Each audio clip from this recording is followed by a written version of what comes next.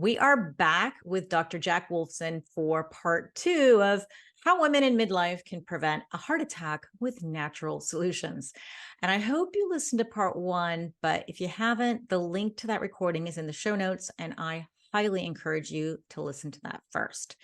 Dr. Jack Wolfson is a board-certified cardiologist who uses nutrition, lifestyle, and supplements to prevent and treat heart disease instead of medication and surgery. He originally spent 10 years as a hospital-based cardiologist performing angiograms and pacemakers and other cardiac procedures, but he decided to find a different approach to treating and preventing heart disease. He completed a 4-year medical degree, a 3-year internal medicine residency, and 3-year cardiology fellowship. He served as the chief fellow of his cardiology program, managing all of the other cardiology trainees. In an Arizona cardiology group, he was the chairman of medicine, director of cardiology, and director of cardiac rehabilitation. In 2012, Dr. Wolfson struck out on his own and founded the Natural Heart Doctor to offer patients a holistic approach to heart care. And you may have seen Dr. Wolfson on US television and news programs, or maybe at one of his live events, or heard him on other podcasts or online interviews. He's really best at teaching medical doctors and practitioners from all corners of the world. Dr. Wolfson was also recognized as one of the top 50 holistic medical practitioners by the Dr. Axe website, alongside my other favorite practitioners like Dr. Mark Hyman and Dr. Sarah Gottfried. Dr. Wolfson wrote an Amazon best-selling book called The Paleocardiologist, The Natural Way to Heart Health, and continues to write as a contributing author to the Textbook of Integrative Cardiology. So you see, this guy is very qualified to be speaking about heart health. And it's an honor to have Dr. Wolfson on the show today to share his opinions on heart health for women in midlife. So without further ado, let's meet Dr. Jack Wolfson. Welcome. Thank you so much, Zora. Pleasure to speak with you again. And I appreciate the commentary about being, I guess, amongst these esteemed colleagues. I don't always see eye to eye with a lot of those people, especially when it comes to natural immunity. But, certainly I think we're all trying to get the message of health and wellness out there in the face of a lot of, pharmaceutical control. And I'm here to break a lot of those barriers and wake people up. You certainly are. And in our first interview, you cleared a lot of confusion, and I think that was really important. We covered heart disease risk in men and women. We covered how many women may show just sort of other symptoms of heart attack and then men. And we talked about how women can best prevent heart disease, and the confusion we have when we see one thing on social media, like with statins, and then what we're hearing from our general doctors too. So hopefully, if you're listening now, you've heard that podcast first, that part 1. Please go back to it if you haven't.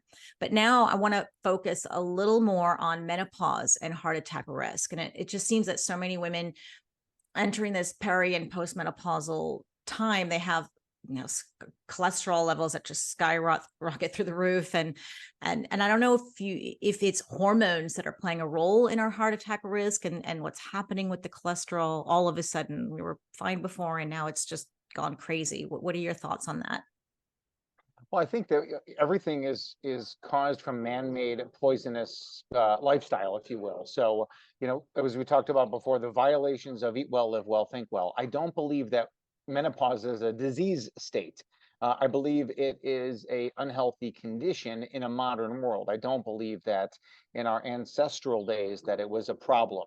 So when people are eating the right foods, avoiding the wrong foods, when they're getting the sleep and the sunshine and the physical activity, avoiding the chemicals, mold, mycotoxins is such a massive, massive thing that we need to be aware of, and also just healthy thoughts. So I think menopause should be kind of like a ritual. It should be a rite of passage. Maybe that's a better way to describe it, and not looked at as some disease state. And I think, again, if we do the things we're supposed to do, menopause should be easy, and it should be something that is not troublesome or problematic, and therefore increase the risk of disease.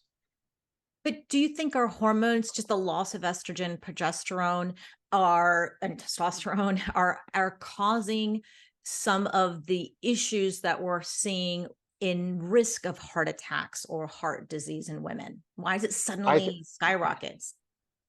yeah, I think that's definitely part of it. So there is that highly protective nature of being a menstruating woman, because nature would, of course, favor the menstruating woman, who is therefore to, procreate and make more babies. So any animal species, including human, could therefore propagate and have, progeny to, to move forward in this world. That's how it's been since the dawn of human existence, whether that was 6,000 years ago or 6 million years ago.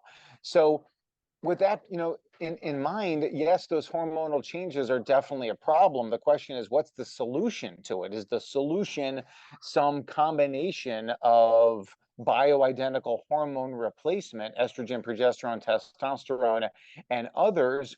Or is the ultimate solution to build in that foundation through the right foods, avoiding the wrong foods, again, the lifestyle, the thought processes, using the most advanced testing in the world to try and find more causation. So again, what if you go through menopause and you're more magnesium deficient, for example, and magnesium is responsible for hundreds of different enzymatic functions in the body.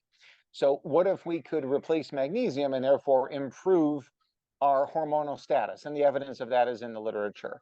I think whenever we reach for prescriptions, whether they're bioidentical or pharmaceutical based, I think it's going to be the wrong answer. So ultimately, I guess what I would say, Zora, is that eat well, live well, think well, test, don't guess, evidence-based supplements, biohacking strategies, and then there is room for hormone replacement. But I just don't feel that, and I think that really, when you look at native cultures around the world and you look at the work of Weston A. Price, who was a dentist in the 1920s, traveling all around the world with his wife by boat, looking at native populations, they saw a lot of healthy old people.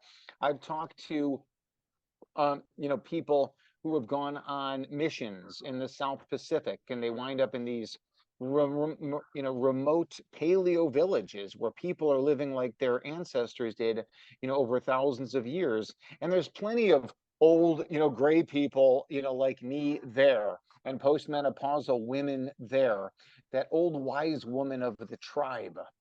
And the old wise woman of the tribe, she wasn't having heart attacks. She didn't feel like shit. She felt amazing. And she was a cherished, honored woman in that tribe. And I think we need to get that back, as opposed to, well, what's the perfect balance of, estrogen, and testosterone and, massaging in the thyroid. I mean, listen, let me say this one more thing too. I mean, again, the premenopausal woman, she's protected in many cases. Now, obviously, you and I both know there's a lot of very, very, very sick premenopausal women, more so, more than ever.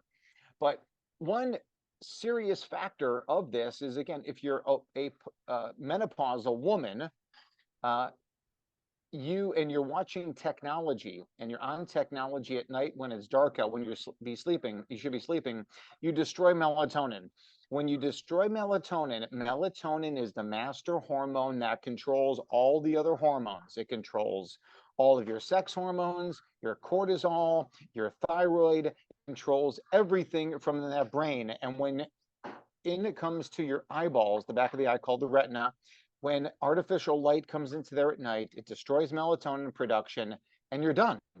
You're done. So sometimes the easiest solution to these postmenopausal symptoms, again, is just to go to sleep on time. It's just common sense type stuff. I agree that everything you're saying is generally it's everyone should be doing these practices: eat well, remove things that don't belong there, sleep well, focus on your stress and management, and yeah, all these things are super important. But it seems as though there are women out there who are doing everything, and it's possible they're missing something like mold toxicity, or they're trying so hard but yet they're still having their hot flashes or having miserable time. And then there's people who are drinking and smoking and seem to have no problem with their menopause experience. Is so varied. And so I'm wondering then, but the risk of a heart attack, it seems, when I interview people, for example, on hormone therapy, they ramble off all the benefits. Usually if they're pro, if they're anti, well, that's a different story. But if they're pro bioidentical hormones, they say it's cardioprotective and it protects from osteoporosis and all this stuff. So I'm personally, I don't think you can out hack or outsmart the body with hormones or hormone therapy. I think it's a great thing for some people, but I don't think you should ignore the eat well, live well, think well, things that you're talking about. Super important. But I think there is a place and time and place for bioidentical hormones. But I'm wondering how true is that as a cardiologist? Are bioidentical hormones really that protective for the heart, or maybe for the bones, the brain, all these things that we hear? Well, unfortunately, there's not a lot of data on the female side, because there are just all these like different combinations that people could go through. And even if there was data that we thought was on a lot of people, we could all dissect that. And, again, one person could take one thing away from that and another would say something that's totally opposite. And you experienced that, on your podcast. There recently was a publication in the New England Journal of Medicine about testosterone gel replacement for men with low T after a heart attack. Was it dangerous? Was it beneficial? And what the study found is that, there were a couple signals that appeared to be problematic, but overall, there was no increased risk in replacing testosterone in men who have low T and after a heart attack.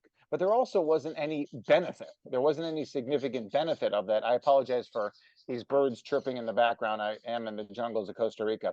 So there is those, again, there's no benefit. So I would tell people, if you're having severe symptoms, and you're right, like we said already numerous times, at the end of Eat Well, Live Well, Think Well, test, don't guess, evidence-based supplements, other biohacking strategies, if you're doing all that foundational work, then there may be a time and a place for hormonal therapy, men or women.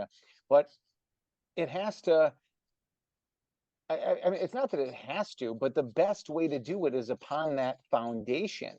And that's where you're going to get the best results. So if you want the quickest fix, well, then, yeah, you're not going to care what you eat or how you live or whatever. You're just like, hey, just give me some kind of pill to make all the pain go away. But if you're looking for real longevity, if you're looking for real value, then yeah, it's going to lie, on that foundation. For women, we know, that, certain conditions, high testosterone in women can be postmenopausal, can be problematic, and can actually increase the risk of heart rhythm disorders, including atrial fibrillation, heart attack risk. So I just feel like a lot of these women, it's just like they're seen by a doctor that's just trying to dial in all these different things. And I just never see those women as really truly happy or healthy mentally or physically. I just think that there's something wrong with that standardized approach, to it. But I mean, listen, all these, again, the answer is to live like nature as much as possible. And I truly believe when you look at our ancestral populations, that these women who go through menopause and do so in a healthy fashion when they're living their healthiest lifestyle, I'll just maintain that that's the answer. I mean, as my wife would go through menopause, again, I would certainly not, I'm not going to recommend any kind of hormone replacement to her. Now, she does. She eats well, lives well, thinks well, test, don't guess, evidence-based supplements, as needed. Because again, if there's deficiencies in magnesium, potassium, omega-3s, these are all things that we can work on first and foremost from a food standpoint. But, just to circle that back again, if someone's living in mold and they're mold toxic, which is frankly everybody at this point until proven otherwise, even if you don't think you're living in mold, you have to prove it.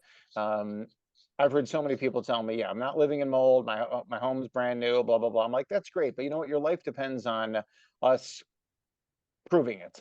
So I trust you, but we need to make sure you're not. So there's at-home testing kits, that we have on our website. There's urine testing kits. We do the combination in both. And then let me say this too, Zora. I mean, is that, when people have elevated inflammation, so if you take a postmenopausal woman with high levels of inflammation, she's much more likely to suffer the consequences of, menopausal symptoms. But the issue is not hormone replacement. The issue is finding the cause of the inflammation, reversing it, and that's the strategy. That's a good answer. So I'm sort of leaning in the direction of wondering. So say the biohacking community who are listening to this, to women who are trying to optimize their health. And part of optimization is prevention.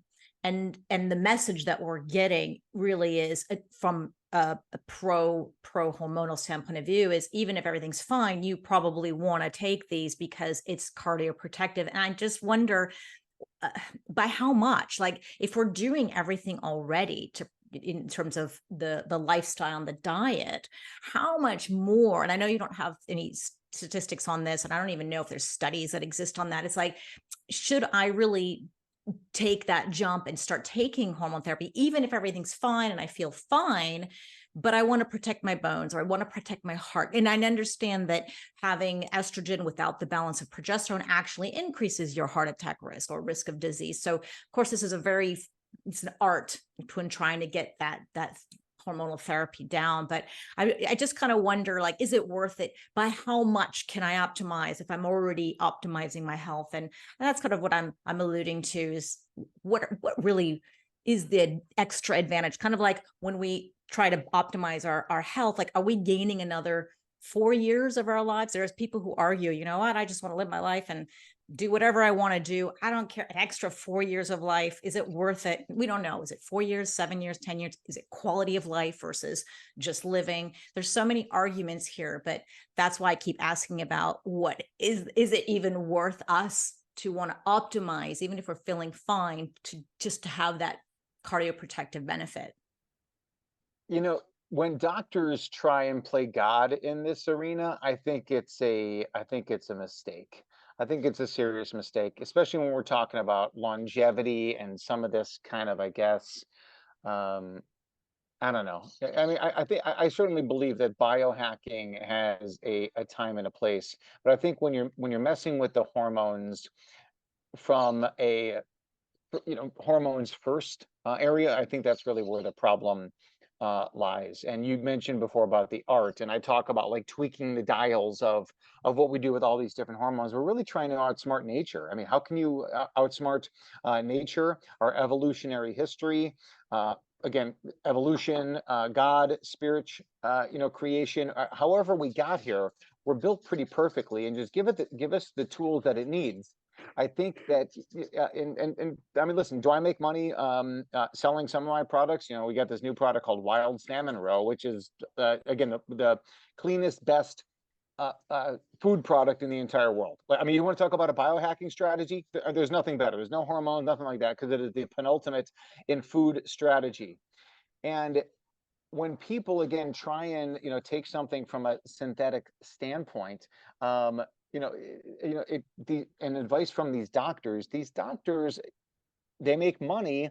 That's their career, is to prescribe hormones, and that's where they've drawn their line in the sand. Like, this is what I do. So they'll look for any benefit of doing that. I don't. As I said, those things are okay at the end of the program, just like pharmaceuticals and surgeries are okay at the end of the line. But the beginning of the line is just giving the body what it needs, taking away what it doesn't. And as I said, again, I make money when people buy my Wild Salmon Roe product. I make money when people, talk to me in consultations. I don't do this stuff for free.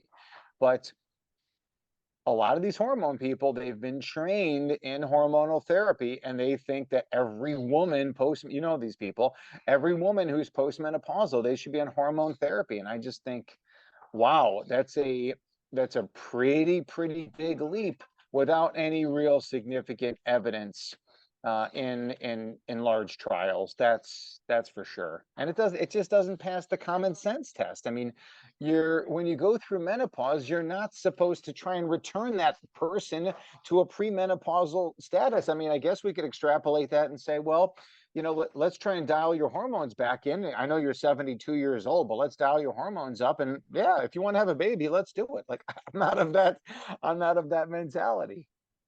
Well, hopefully we're not trying to get babies again. I don't think I think most women, want to just feel better and lower their risk for whatever it is. I understand The way I understand it from what I've learned, the Menopause Society, the what is it, the North American Menopause Society and International Menopause Society or European, they all seem to agree that the hormone therapy is protective for osteoporosis. It seems that's out. We all understand that that's protective, but the brain benefits, the heart benefits, I think the jury's still out on that, and that's where I'm trying to figure out. And maybe there's just not enough studies. And yeah, like you said, I really think that people need to dial in their diet and lifestyle before they even consider, or in conjunction if they are doing that. I just don't think there's any quick fixes, and if they are, yeah, there's probably still a consequence. But when Well, it I mean, I guess let me just, I mean, because again, I know, you know, everyone would be looking for answers and stuff like that. You know, it's just, I really haven't heavily delved into the data, certainly to, you know, like some of these other doctors that come at it from a very positive viewpoint. Oh, well, there's benefits for this and this and this and this. It's almost like, again, it just doesn't pass the sniff test to me. Like I'm not overly interested in that personally. I'm just much more of a natural person. If you're trying to tell me that there's a woman who's 53 years old and she's struggling with menopausal symptoms and she lives in New York City and she follows a vegan diet and she drinks alcohol and she stays up late and she is in the artificial light. And of course, she lives in New York. So for many months out of the year, she doesn't get much sunshine. And she goes to the gym, you know, a couple times a week. She has a trainer, but she's indoors in the artificial light with all the chemicals. And she washes her clothing, you know, with, you know, Tide, you know, pods. And she wears some kind of synthetic perfume and, so, you know, synthetic shampoos and lotions. And yeah, you know, the condo that she lives in was built in 1967 and has been through many different owners and undoubtedly has water damage and therefore mold. Like, what are we talking about? Like that woman, we should put on some combination of EP and T? No way, no way. We were asking for a disaster and we're doing that woman a tremendous disservice. If we can get that woman and say, hey, remember the movie with you know, Tom Hanks? It was called Castaway, and he winds up on the remote island. Here's the deal: the closer you get to living that island lifestyle, where you're going to sleep on time, you're getting sunshine, you're eating coconuts and seafood and avocados and seasonal fruits, and you're out of the chemicals and you're out and you're active and you're happy and you're happy because of all that, and you have really healthy relationships, that think well component. Again, that's the strategy. And when you take any perimenopausal woman and you put her on the island, Zora, I promise you that woman feels like $1,000,000, and that woman lives until she's 120. There's no reason why she wouldn't. We're built for that. We're supposed to. So what does that woman in New York City do? What would you recommend her to do? Quit her job and go to an island? Or is there what give us a couple of strategies that she could use right now if there's somebody like that listening to improve their chances of having a happy, healthy hormonal or menopause experience? Yeah, they're like that because you know, there's 4 million of them living in New York City right now as we speak, right? And they're living in Chicago and they're living in Boston and they're living in Dallas and Seattle and Portland and Minneapolis and blah blah blah blah blah. I mean, like, and that's just in the United States, you know, not to mention all these other, you know, countries, you know, where people are at. So, what does that person do? That person moves. That person moves. The person, if they really want to be healthy, you cannot get healthy in the same environment where you got sick. You pick up and you move. Well, I can't move. I got my family here, my job's here, my friends are here. I like it here. I don't want to move. Well, then you better take a lot of vacations.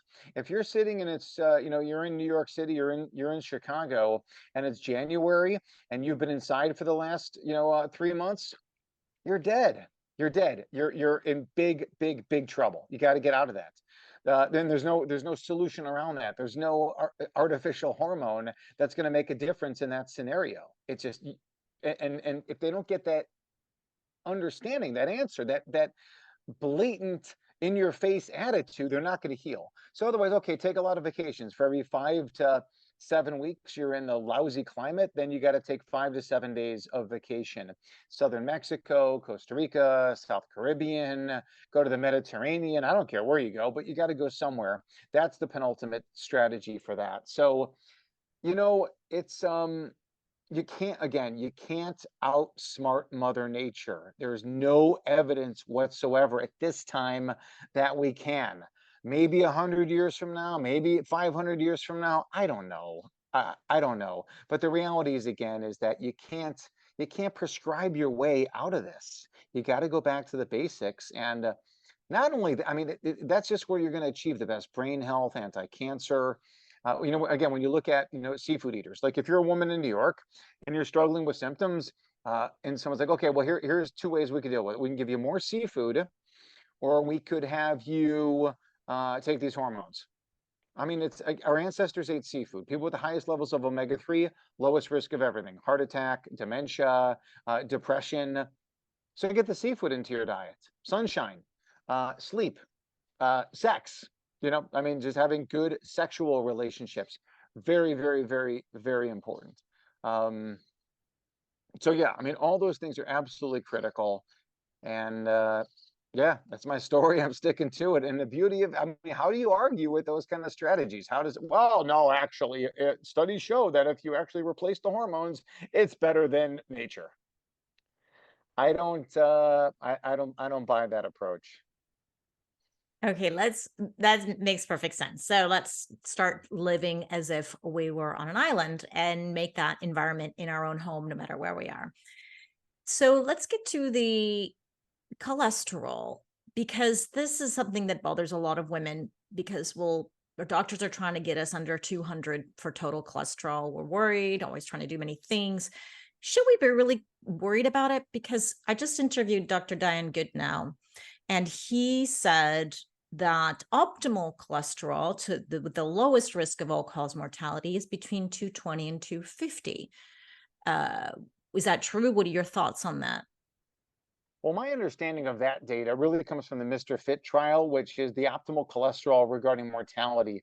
Total cholesterol is actually between 160 and 260. That's the sweet spot of the total cholesterol story. But when I talk about cholesterol, that's why I mentioned it. Chapter 1 of my book, chapter 1 is called "Cholesterol is King," or in the case of women, it's Queen. It is very, very, very important for for everything. So we're talking about all these hormones. They all come from cholesterol. Every cellular function has cholesterol involved in it. Every animal species on planet Earth makes cholesterol. Cow's milk has cholesterol. Breast milk has cholesterol. Eggs have a cholesterol, because that's how an egg comes to life. If I sell wild salmon roe, it's loaded with cholesterol. Again, that's all beneficial.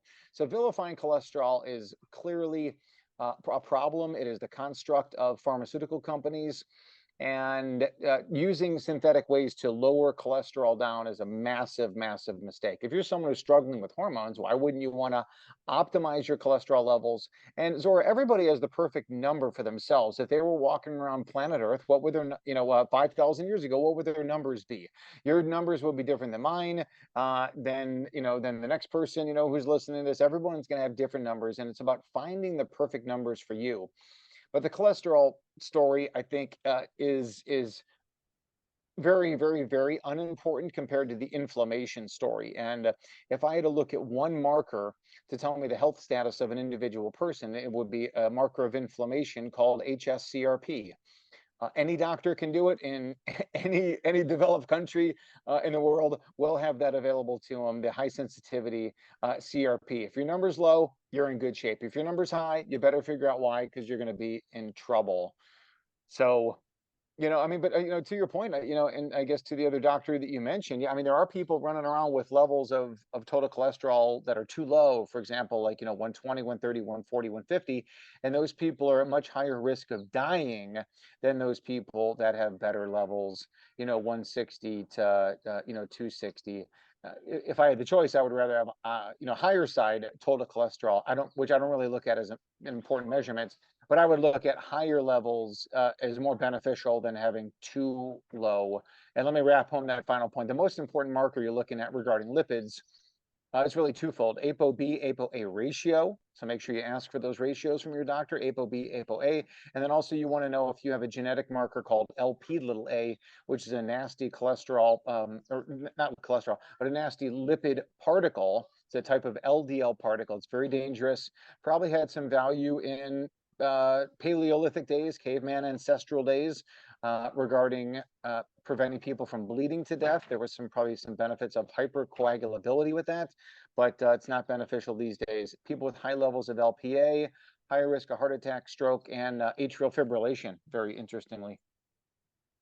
Okay, so if I got that right, if you are concerned about your cholesterol, probably better to go to an HHS-CRP, which is the inflammatory marker. And if that's good and your cholesterol is somewhere around the 160 to, I think you said 260 level, then you probably shouldn't worry too much about it unless there's probably other things going on in your life. But that's probably the first place to look rather than just the total cholesterol. Did I get that correct?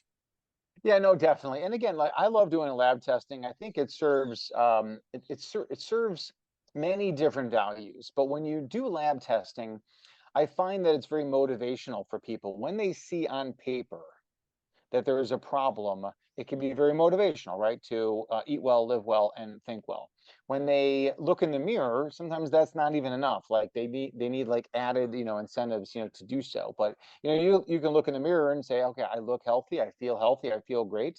But if you're on fire on your paper based on testing, you better figure out why. And that's what we do. But essentially, if you know that you're eating well, living well, and thinking well, then again, the testing helps to confirm that you're on track, because you may think you're eating well, living well, thinking well, and you may be, except for the fact you're being poisoned by mold. And that's leading to leaky gut, leads to immunodysfunction, inflammation, oxidative stress, and ultimately disease. So there's a lot of people who felt and appeared totally healthy, and then one day they woke up not that way, or they woke up dead. So we want to be proactive as far as checking the blood work to make sure you're on track. What is your favorite tests to somebody who wants to look at their heart health? What tests would you recommend? Well, let me say this: I'm 100% anti-CT scan. So there's a lot of holistic, and I'll say that in quotes because this would identify them as not holistic, that recommends coronary CT scans. I'm very against that. I'm very anti-radiation, unless it's an emergency. If it's an emergency, obviously, you're going to get a CT scan or whatever you need. But the idea of doing a coronary CT, or what's also known as a coronary calcium scan, problem. Just do it all with blood, urine, saliva, stool. There's some fantastic tests. You can also check things by ultrasound to see kind of what your status is. But again, a lot of people come to see me because they've been told they've got coronary calcification. I'm happy to see them. I'm glad that they're there so I can help them. But the test is wrong and it should not be ordered. So if somebody has concerns about cardiovascular health, which they should, then they should do the most advanced testing in the world to see where things are at. I'm wondering then the general list, if you have one on your website, let us know, but it would be a total cholesterol panel plus the HSCRP. That's a good place to start. You mentioned the ApoA and the ApoB. I'm guessing we should test that ratio as well. Is there a place on your website, or do people just contact you if you want that list? Well, yeah, I mean, let me say this. So you're welcome to come to our website at naturalheartdoctor.com. And I suggest anybody look at what's called level 2 testing.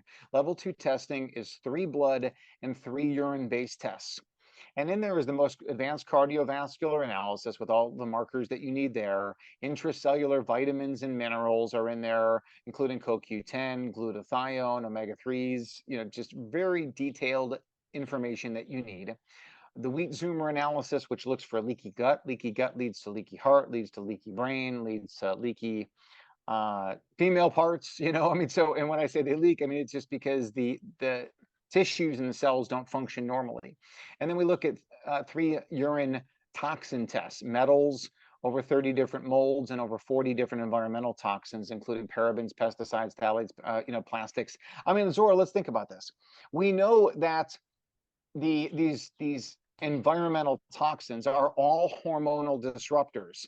We know that mold mycotoxins in the literature are hormonal disruptors. So why wouldn't we look to fix our exposure from those and to detox from those, as opposed to just saying, let's just put you on hormones? That it just doesn't make any sense. If someone is loaded with plastic, that's what they need to do. They got to remove it. That's why there's really no good evidence that the Band-Aid approach with bioidentical hormones really has any benefit, because we're not getting after the cause of the perimenopausal symptoms. And for the 20th time, the cause is from the violations of eat well, live well, think well. Women were born to be healthy. We are all designed to be healthy until the man-made poisons mess things up. So those are the 6 tests. Anybody can go to my website, Level 2 Testing, go look at it. You can order it through me. You can take it to your local practitioner and say, I want these things. Most of the time, insurance has coverage for none of these different things. So yeah, that's what our strategy is. Oh, I'll have a link to that in the show notes because that's quite important. I'm wondering, back to the ApoA and the ApoB ratio. I'm assuming you have an optimal range that may be different from if somebody just got that test and went to their doctor. Is it okay to see just a normal range, or do they need to know of an optimal range?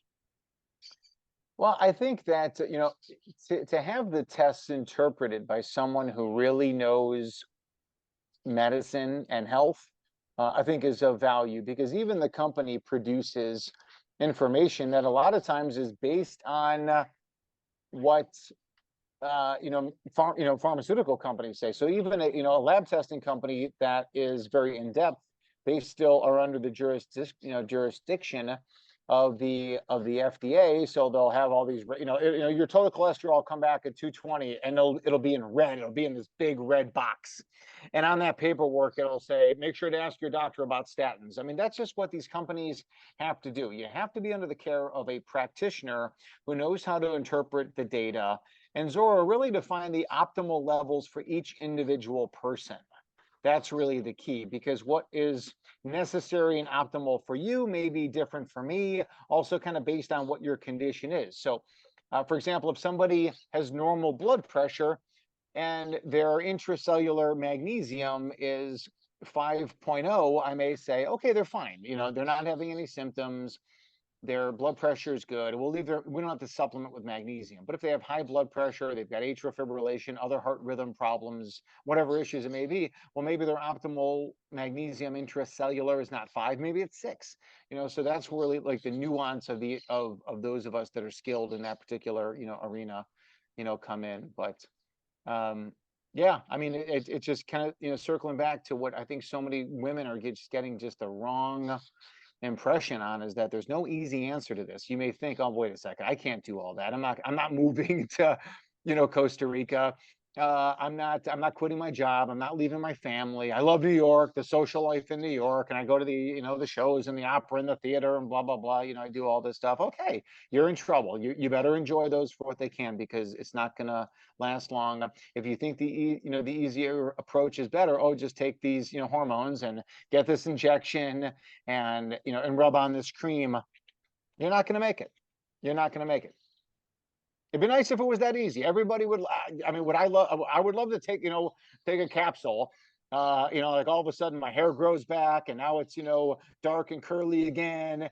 And I'm 52 and I was just out surfing this morning with my 16-year-old son. We both learned surfing around the same time. He's just a better surfer. He's 16. He's just in the prime of his life. I would love to have that fountain of youth capsule. I don't. All I can really do is say, okay, well, I'm doing the best that I can. I'm giving my body what it needs, taking away what it doesn't. So I'm probably at the higher end of 50 performance regarding 52-year-olds, and I'm really not concerned about other people as far as measurement against them. It's measurement against me. I either perform optimally or I don't, and I think you give your body the best chance when you do the right things. There are women who have, say, normal blood ranges or urine tests, their tests show they're normal, but they actually feel bad. They have symptoms. And then there's the women who feel fine, no symptoms, but their markers, their biomarkers are not optimal, or they're not even normal. Are you the kind of doctor that treats the symptoms or the data? Now, I think you have to treat both, if you will. So, clearly the person who's having symptoms, they're struggling, you better find the cause. And again, for the women, it's not always hormonal. And again, if their hormones are off, we have to figure out why. Is it the mold? Is it the plastic? Is it the parabens? Is it the phthalates? Is it from other environmental toxins? Is it from mold? Is it from EMF? I'm actually not mold. Is it from metals?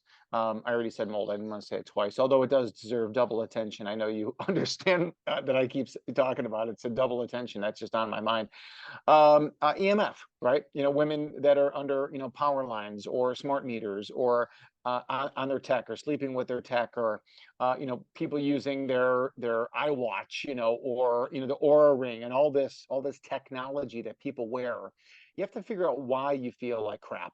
And it may not always be borne out certainly in the routine blood work, but I think as you go deeper and deeper and deeper with more in-depth blood testing, you'll find it.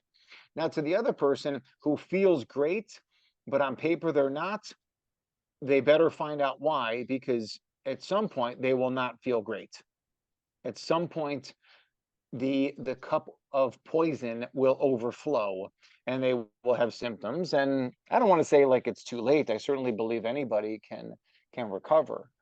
But it's it really is like that two prong, and I know there's so many women who are struggling out there, and everything has a cause or causes. And as much as you can, find your island. And a lot of what we talk about too, Zora, over at Natural Heart Doctors, that is the think well component, which again is just as important as any other component that we're talking about. And it's that sense of purpose, which is so critical. Why are you here? Why do you exist? What are you here to do? Self-acceptance for who you are now, who you've been in the past, and who you're going to be in the future. The idea of the spirituality, the idea of finding your community, finding your tribe. If you don't resonate with your current tribe and your current community, find a different one. It's very, very, very important. Bless the people who were part of your life previously. I lost all my old cardiology buddies and all my old medical buddies, but I have a new tribe. I have a new tribe of people, and that's and I bless all the memories. Hey, listen, yeah, I remember that time. We went down to Mardi Gras, and that time we went to Europe, and that time yes, those are all fantastic memories, and I bless and I cherish those memories, but they're not part of my present, and they're certainly not part of my future. And then also that sense of security. If you don't feel secure in your home, in your relationships, in your job, financial security, you really, and I know this is, again, all this stuff is a lot easier said than done. Everything, right? Everything about eat well, live well, think well is a lot easier said than done. You have to do the work. But that's the answer.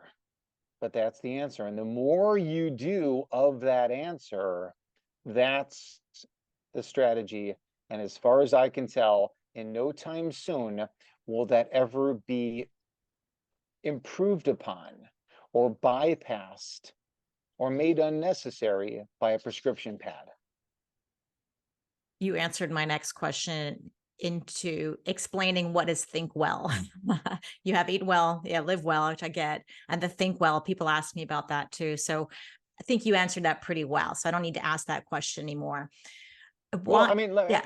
but I mean, I do like, but just kind of putting it into context, as well with some of those things, because, listen, I'm a left brain doctor. These are all newer concepts to me that I never thought about myself as needing to think well, but a lot of people do. A lot of people have serious trauma that they carry with them, and that has to be worked through. And there's a gazillion different techniques, and there's a lot of different practitioners, but find one and work with one. And when you are, stressed, anxious, fear, worry, isolated, it markedly increases your risk of cardiovascular disease. So that's why it's so important to me to help people kind of understand that. I personally am working on guiding people where to go. I mean, so when you're feeling stressed out, I'm running this online program right now on palpitations, and it was really just a phenomenal episode that I did that was Think Well. And one of my think well concepts is to listen to music. Like if you're, I mean, Zora, you experience this, everybody does. You're in like a bad mood, and all of a sudden your favorite song comes on. Well, remember to play your favorite song or songs. I mean, me personally, I mean, again, my favorite song of all time is Don't Stop Believin' by Journey. We named our third child, our daughter, our first daughter, Journey. Awesome. So I mean, again, like if I'm in a bad mood or whatever, I'm arguing with so and so, or something happened, whatever, and all of a sudden, like Journey comes on, I'll do that. My wife grew up loving the Doobie Brothers, which is this band from the '70s. If she's in a Love bad them. mood, I'll throw on a Doobie Brothers song, and all of a sudden, like it just kind of comes down a little bit. Like the Rocky theme song. Again, I'm a child of that generation, 1970s, and the Rocky inspirational theme song. So I love doing that, listening to music. The other thing too is like just like going outside, just get outside and go for a walk. You don't have to do any kind of in-depth soul searching, right? Just getting outside, physical activity. And there's different breathing techniques. I love this alternate nostril breathing. Inhale through one nostril, exhale through the next. Yes. And then vice versa. We've done it in yoga, So right? simple, so simple, so free. You don't have to go to some yoga studio. You're just sitting there doing that, and it engages the parasympathetic nervous system. It starts to calm everything down.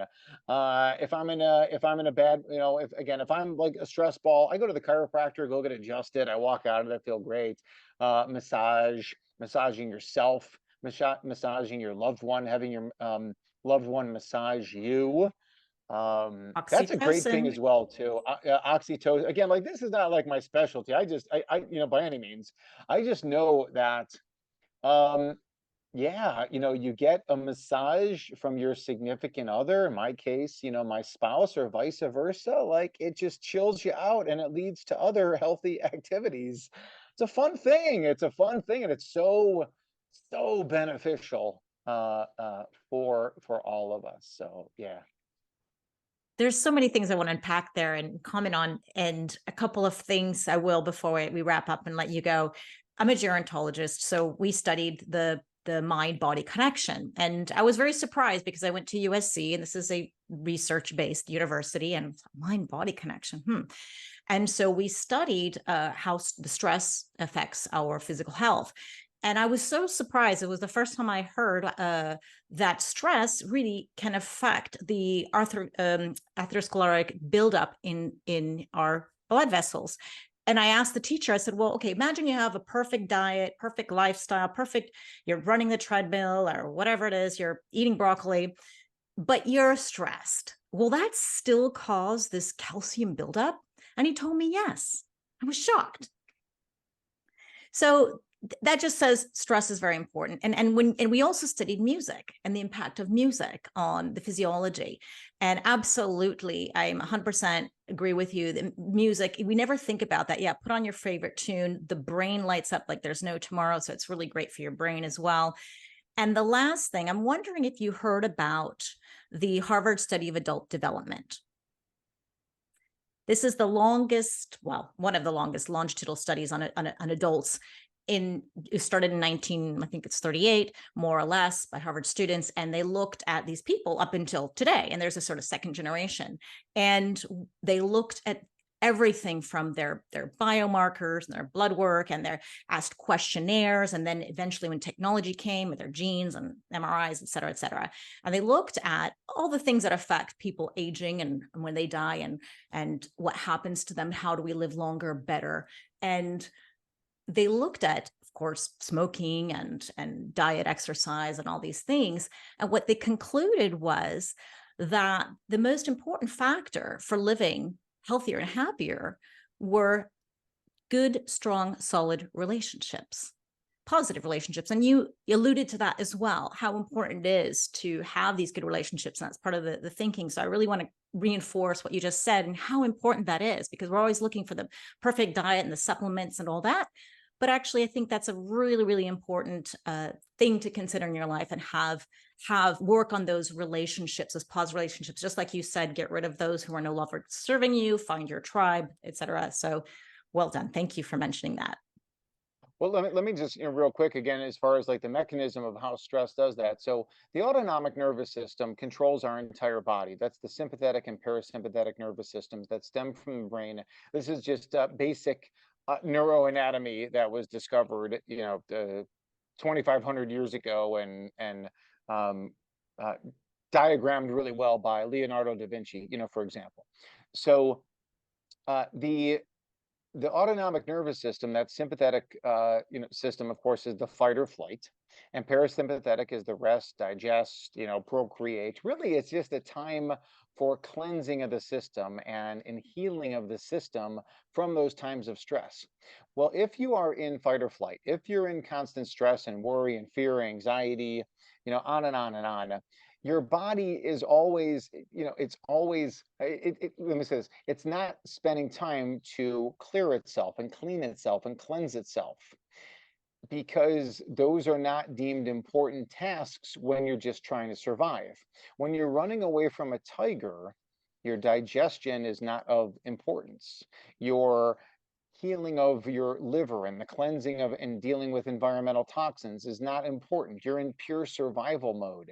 And I think that's a major factor. So what happens is, of course, again, if you're not having that cellular maintenance and that cellular cleansing and healing time, because you're always running away from the tiger, then you're right. No matter what you eat and no matter how you live, you can't do any better than that. And sometimes, right, I think that's the problem with overtraining, right, where people are like, oh, I exercise 3 hours a day, 8 days a week, and yada yada. And it's like, well, again, you're putting your body into that sympathetic overdrive. There's no time for the healing process to take place.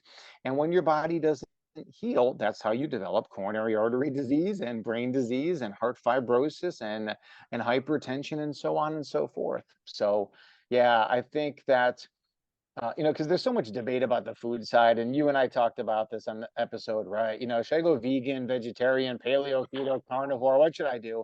And my approach on that is, again, I'm the paleo guy, eating like our ancestors did, hunter-gatherer ancestors. To me, there's no debate. It just is. It's like, we need to breathe air, and we need to drink water, and we need to eat paleo foods, and we need to sleep. I mean, like, these are the things that we need to do. But no matter what you do, make sure it's organic. Keep the chemicals out of your food. We all need to agree on that. But again, the food story is just a small component of everything. There's so many other facets that people need to focus on. Your book is so detailed in all of these things, and I highly encourage people to go read the Paleocardiologist. My last question is really, you've helped so many people. You had probably people come from all walks of life, and you have a protocol. And when we've all, anyone who's trying to help somebody, we have some who have great success, some who don't, and whatever, for whatever reason why. And I'm wondering, how strictly what does someone need to follow the guidelines in the book or your protocol if they see you to feel well or lower the risk of heart attack, whatever it is? I mean, is there an 80-20 approach? Do they have to go 100%? What happens to those people who haven't quite succeeded? Where have they gone wrong? These kinds of questions I have. Yeah, I'm not a big fan of the 80-20 rule in general, because obviously I hear that all the time. Like 80% of the time I eat healthy, 20% of the time I don't. Or, it's just not good enough. I don't like to give people that leeway. I don't like to give them a little bit of slack. People don't pay me a lot of money to see me just to kind of pat them on the back and saying, you're doing good. One of my best friends in the entire world from growing up, he says, if I get on his case, he's like, Jack, I'm doing better than 90% of the guys we went to high school with. And I'm like, I don't care about the 90% of the guys. I'm talking about you. And you need to focus on 100% of you. that's what you need to do. But I guess to answer your question, the more you do, the better you're going to get. If your goal is to run, a 5-minute mile, the more you practice in a whole variety of ways, the more likely you are to get there. Now, the more you practice, the more you'll have a better time. But if you want to achieve that goal, it takes the full commitment in order to do so. And it's again, it's not for me that people do it; it's for themselves. So whatever they feel they want to do, it's up to them. It's kind of like if we're talking to the 80-year-old woman who smokes, and we're like, oh, it's Jack and Zora here, and you really should quit smoking. It's bad for you. And they're like, I've known it's bad. I've known smoking's bad for 50 years. I don't care. I like doing it. And I know it's going to kill me. I know it, I'll have cancer and emphysema and blah, blah, blah. But this is my choice. But I think the problem is that so many people are running around and they were never told the information. They were never, they went to go see their doctor and their cholesterol was high and the doctor gave them a prescription, but they were never talked to about nutrition and lifestyle and thought processes and really advanced testing or evidence-based supplements or biohacking strategies. Or, in the case of these postmenopausal women, they went to the doctor, they felt lousy, the doctor gave them Prozac and, Wellbutrin or whatever other, slurry of pharmaceuticals and maybe, plus or minus hormone therapy. Like they don't, but they never got the memo about these are the foods to eat, not eat, on and on and on. And it's sad that people are suffering from that. But the more you follow the plan, the longer and better you're going to live. And it's just common sense. It's just common sense. Thank you so much. You have really answered a lot of my questions, and I know I always have more, so I hope to have you on again. Would love to direct people to find you. You're on all kinds of social media, Facebook and TikTok, Instagram. It's the Natural Heart Doctor. I'll have links to all of this in the show notes, and your website, naturalheartdoctor.com. I want to have a link to the level 2 testing. And is there anything else I should share or they should know about where to find you or what you have?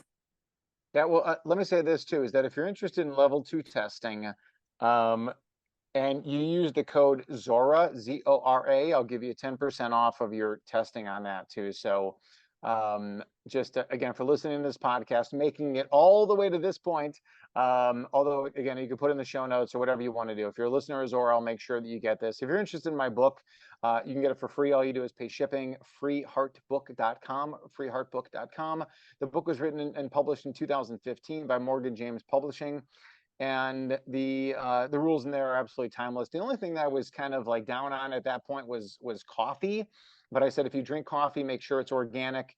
Now, again, I'm a lot more pro coffee because I really wanted to find the literature that supports the use of it, because I've been drinking coffee since I was 10, garbage coffee. Now I drink the good stuff. My product's called Cardiology Coffee. And 5% of all of the proceeds, not profits, but proceeds, all sales, goes to an organization called Friends of Honduran Children. And what that organization is doing, because the coffee comes from a women's co-op from Honduras, it's giving back to the children of that community, helps them build shelter and organic food processes. We're not sending down prescription drugs and shots or anything like that to these children. We're teaching them healthy living practices so they can, move forward with the best success in their lives. That's wonderful. Thank you so much. Question about the testing that people want to order that, or I saw just this morning your newsletter that had a supplement called Just a Sardine or something where you can get all your omegas in there. You mentioned the salmon roe. I'm so excited to try some of these products, but I'm wondering, do you ship outside of North America? And if there are any issues with that, because I know a lot of our listeners are not based there too. Yeah, it's pretty hard to ship outside of US and Canada just because of things that happen with customs and stuff like that. And, one thing about, 3 of our products are 100% food based. So Kickstart My Heart is American grass-fed, grass-finished bison liver and heart. I would really hate for that product to get caught up somewhere in customs and it doesn't get to the person who needs it, because an animal died for that, and we need to honor and cherish those animals. So, it's one thing if you lose like a synthetic multivitamin, who cares about that? But if again, like losing an animal product, and even for the fish, like a wild, salmon was harvested, and the company we use called Lummi Island Seafood very, very, very clean waters in the Pacific Northwest of the United States. And we've third party tested this, for contaminants, and it's a super clean product, including no plastics, of which a lot of people are concerned about microplastics, and appropriately so. Yeah, so again, I mean, like that fish was sacrificed to get the roe, and then the whole fish is the entire sardine, which is processed, freeze dried, milled, and encapsulated. So everything that was in that fish is now in the capsule. Brains, eyeballs, liver, the whole thing was in there. And it's just a crazy nutrient dense food. If you love to eat the seafood, eat the seafood. I'm not telling you to swallow capsules instead of seafood, but for those maybe who can't get access to this, maybe they don't want to eat seafood, or even if they want to take a little bit of seafood on a daily basis, it's great for that. And again, it's 100% food, no fillers, no flow agents. It's just food, and it's just everything in the wild salmon roe and the whole fish, minus the water. That's what it is. Oh, I love sardines. I am a huge fan, so I'll keep eating that. But I do know a lot of people, when I mention that, they go, "Oh, gross." So that supplement sounds right up their alley. So what I would recommend anyone who's not in North America is try to find somebody who will bring it to you in your suitcase.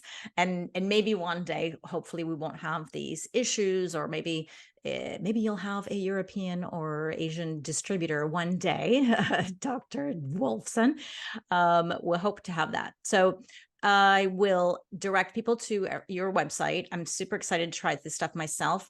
Before I let you go, are there any last words for women going through menopause? Just don't try and take the easy way out. It's not going to work. It's just not. I wish I could tell you that it would, but there is just a better way, and it's fun and it's empowering, to do so. And think again about this change of life that you're going through, that you are now the old wise woman of the tribe. You are a respected elder in the community, which is better than not being an elder in the community, if you know what I mean. So be that respected elder, be that person who ages gracefully. And I mean, again, do I think there's a time and a place for some of the aesthetic type things?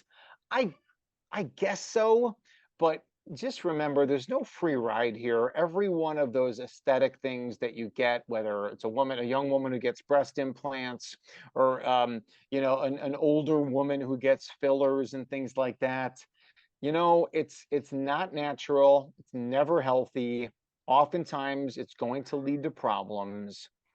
And there's nothing the matter with aging gracefully per nature. Just remember that. Beauty's within, all those kind of, cliche terminologies, that people use. And yeah, just remember that. Thank you. Wonderful words. And I hope to see you again. I hope to see you in Costa Rica one day. And I hope you have a great day. Thank you so much. Thank you so much, Zora.